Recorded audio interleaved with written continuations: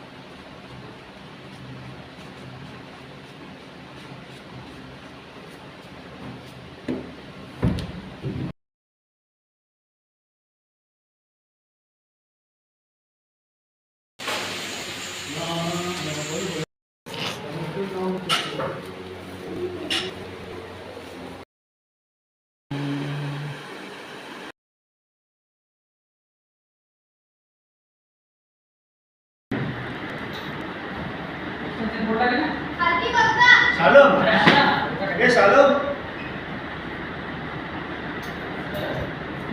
काय पॉइंट काय आता त्या प्रॅक्टिस करू.